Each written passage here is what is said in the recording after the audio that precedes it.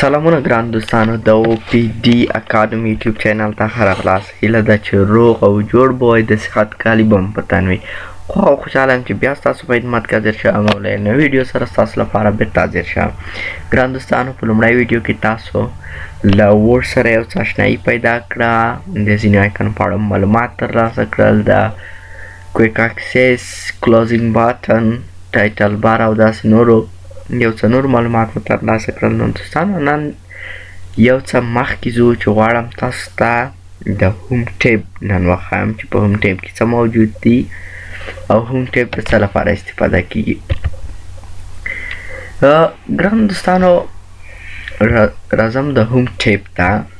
اول دوستانو، تاسو دلته د فایل منیو ده او د کلیپ بورډ دی. دغه غواړم دوستانو تاسو ته په یوه ویډیو کې بیا ووایم، خو اول تر ټولو مهم دغه د هوم ټیب دی چې تاسو ته اول دغه غواړم دغه به انشاءالله په یوه جلا ویډیو کې ووایو چې مهم پکې هغه پاسورډ لګول دي یا پروټکشن دی او څه نور موارد دي.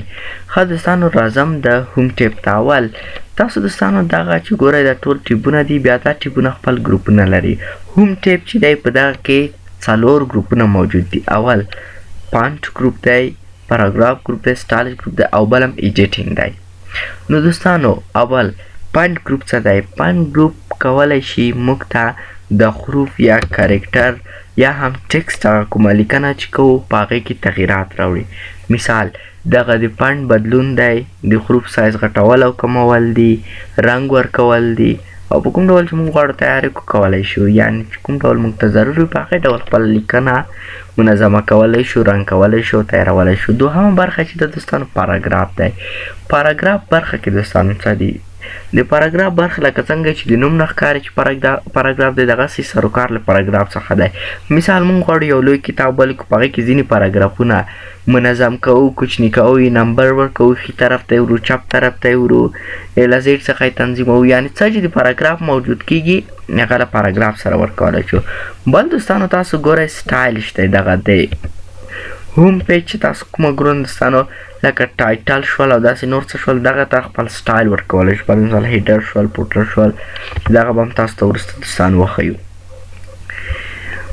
بل دی دوستانو ایډیټینګ دی. ایډیټینګ منیو به هم تاسو ته وښیو چې پر مثال ځینې ایډیټونه چې یو څه په بل باندې ریپلیس کولی شو، یو څه سلیکټ کړو، یو څه پیدا کړو، یعنې هغه کوم موارد چې د ایډیټ کېږي هغه هم تاسو ته تشریح کوو. نو دوستانو راځم لومړی هوم ټیب ته. په هوم ټیب کې فانټ منیو ته اول دوستانو زه غواړم دلته تاسو لپاره یوه لیکنه وکړم.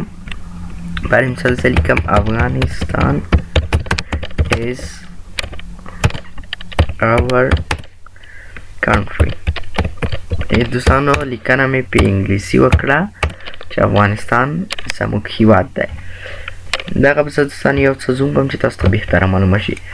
ګران دوستانو، مثال زه غواړم چې دغه لیکنه کې یو څه تغیرات راوړم. څنګه کولی شم چې تغیرات راوړم؟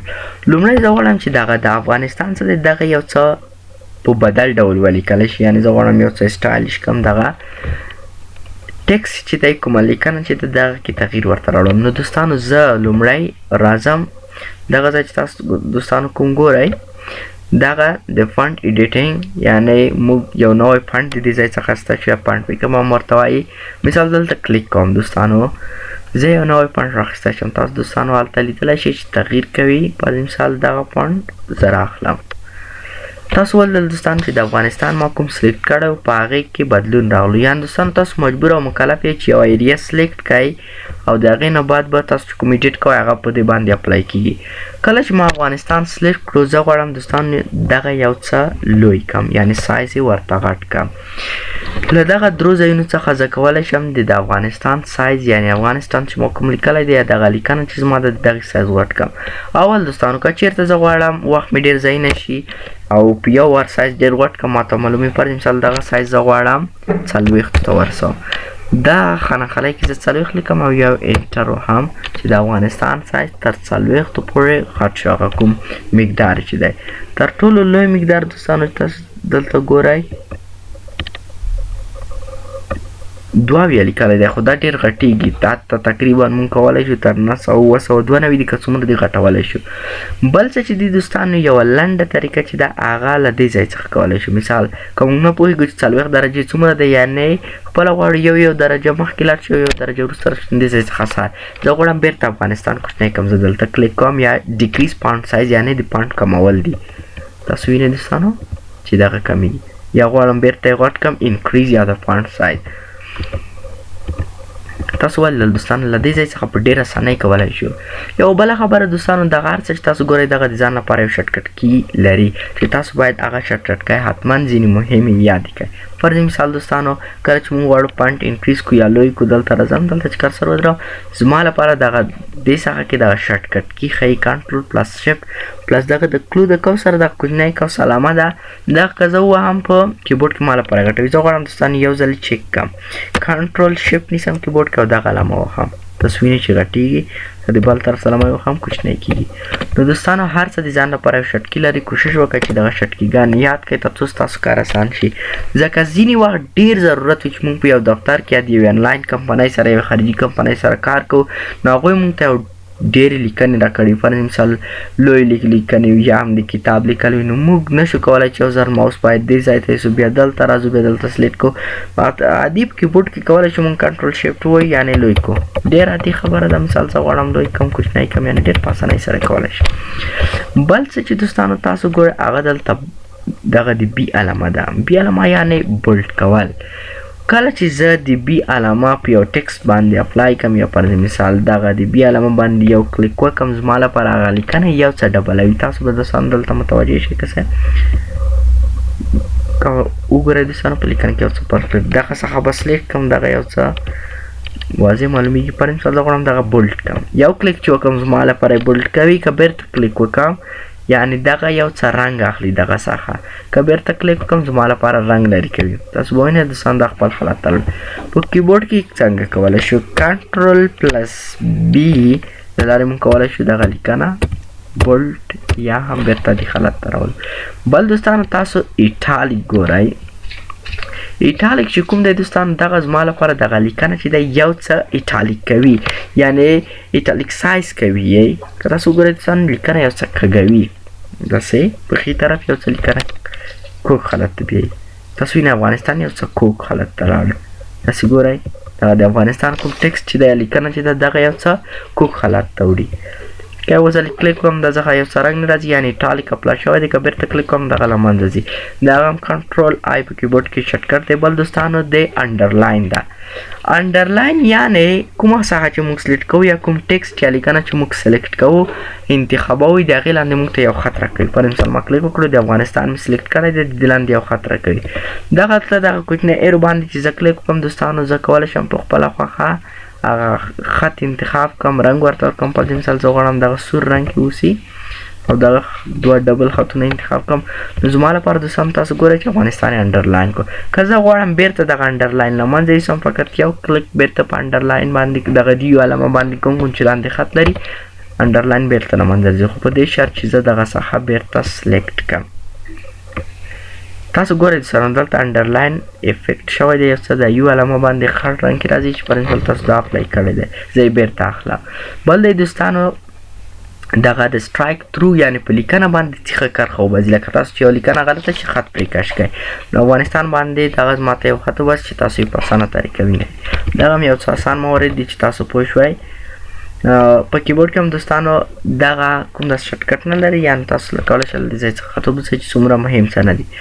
یو بل څه دوستانو مهم چې دي دغه دوی د ایکس علامې دي.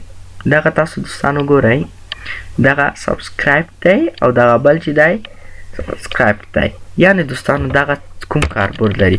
مثال زه یوه لیکنه کوم هغې کې یو داسې عدد لیکم چې هغه د طاقت وي یعنې که تاسو په ریاضي کې توان او طاقت لوستلی وي نو بیا پوهېدلی شئ چې دغه څنګه استعمال کړو. فرض مثال زه لیکم 6 په توان دی 9. کله چې زه 6 په توان دی 9 ولیکم موږ ته واضح نه معلومېږي چې دا 6 په توان 9 دی ولې زه غواړم دغه 9 توان ته پورته کړم نو دلته تاسو د ایکس په توان دی 2 علامه ګورئ دغه باندې کلیک کوم دغه زما لپاره توان ته پورته کړه. یو څه ورته سایز غټوه تاسو بیا په واضح ډول لیدلی شئ. تاسو وینئ دوستانو دغه زما لپاره توان ته پورته کړه انډرلاین هم غواړم لمنځه یوسم نه پوهېږم دا څنګه انډرلاین شو خو خیر زه یې بېرته راسره لیکم تاسو ته دلته راځم دوستانو زه لیکم شپږ په توان دي نه یعنې نه شپېته راځي خو د دې علامې په واسطه کولی شم زه دغه توان ته یوسم دغه عدد تاسو وینئ دوستانو زه به یو څه غټ کړم بل دوستانو ځینې داسې لیکنې وي چې په هغې کې موږ غواړو یو توری کوچنی ډوله لیکو فرض مثال کله چې موږ لیکو چې فرض مثال عمر رضی الله وبخیر دوستانو کله چې دوستانو موږ لیکو عمر رضی الله تعالی عنه یعنې په دې ډول چې کله موږ دوستانو غواړو اول بخښنې سره دوستانو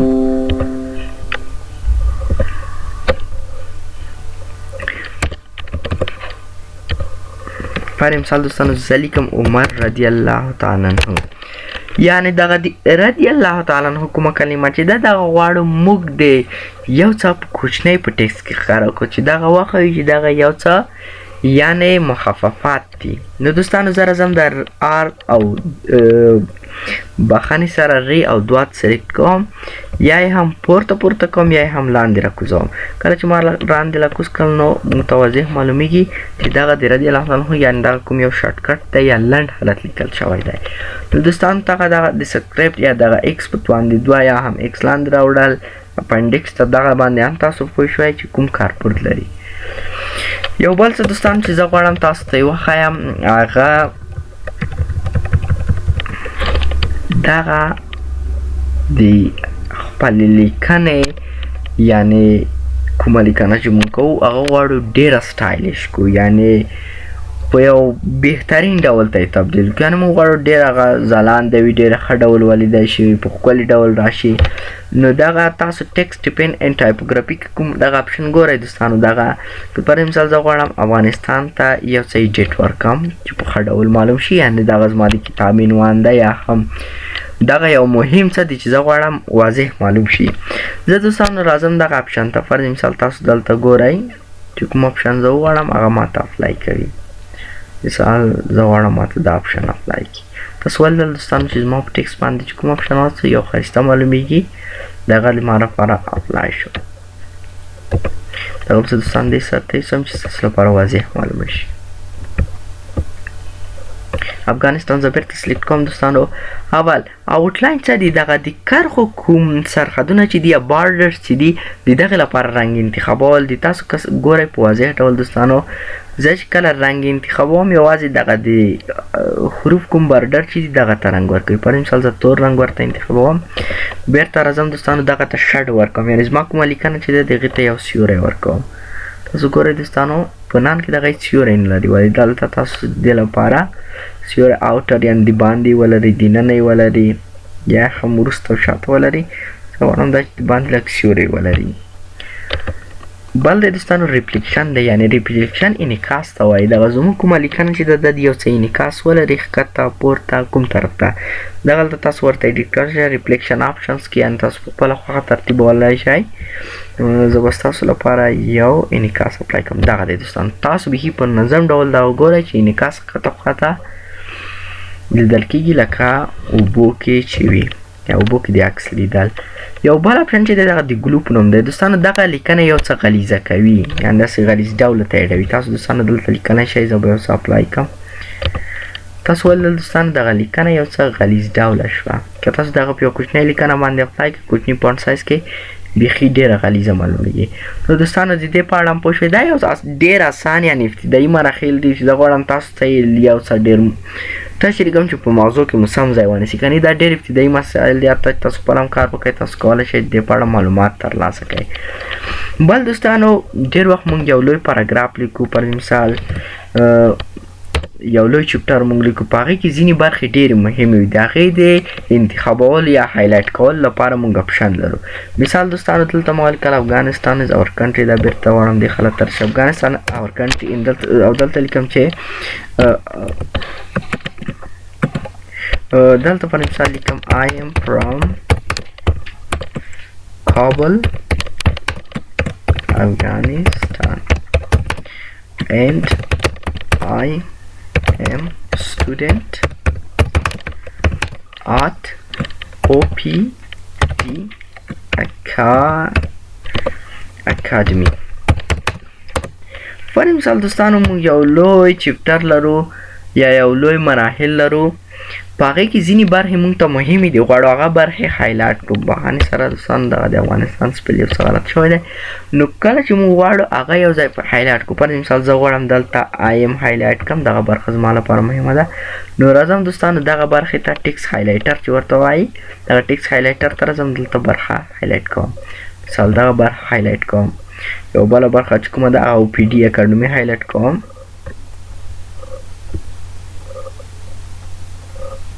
داسې لږه لږه به هایلایټ کړم، دا برخه هایلایټ کوم، دا برخه هایلایټ کوم.